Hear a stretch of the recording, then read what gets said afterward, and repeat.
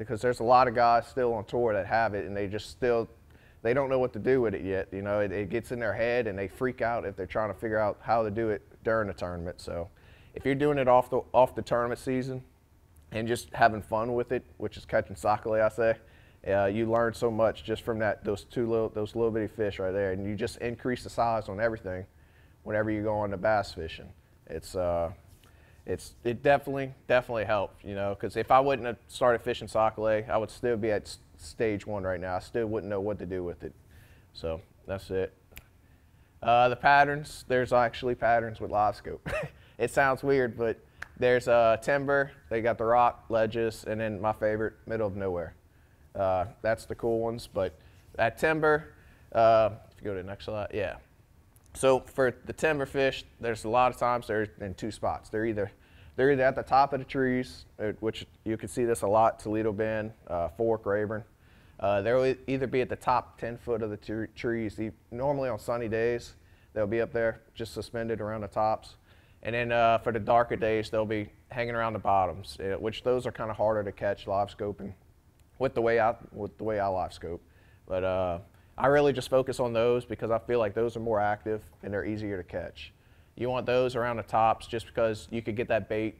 I mainly use the jerk bait. That's my favorite live scoping bait, and I could show you some tips in a little bit on the next couple of slides. But for the timber, this is what you're really going to be focusing on. You want to look for those tops. You want to look for those trees that are kind of just spread out with all the limbs and stuff coming off of it, and they'll kind of tell you what you need to look for, and that's almost for every other pattern. You go to the next one.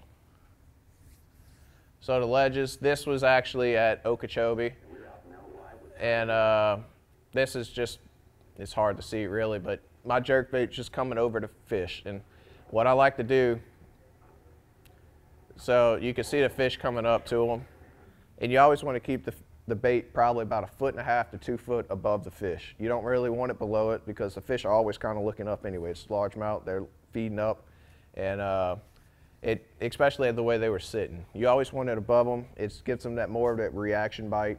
They're coming up to it, so they'll eat it stronger.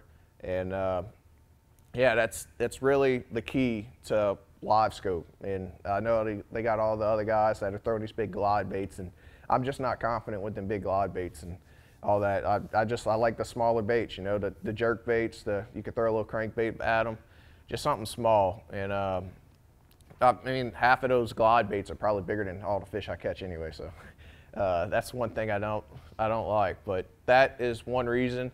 That's about 12 foot where they are sitting. And so what sometimes whenever I'm going out there, this 12, 14 foot they're sitting, it's hard to get that jerk bait down there. So what I like to do, one tip before I forget, one tip is that I'll actually change out my hooks. Normal jerk baits, they'll come with the 6/0 hooks. I'll swap them to 4s. And just that one little bit of difference will drop that jerk bait tremendously whenever you're throwing it out there. If you just let it sit, it'll actually start sinking on you easy. And then you could get it down there to 18, 20 foot.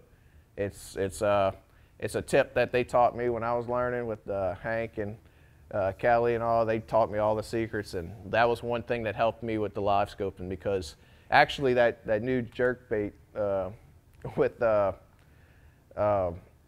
come in? Yeah, that one, how it starts sinking. We started doing that a long time ago, and I tried to get my companies to come out with it, but they never did. But it works because it gets down there, and it's just an easier tool because it takes the time off the table of you sitting there waiting for your jerk bait. You got to jerk it a couple times and let it just sink slowly. I mean, that's every second in a tournament counts.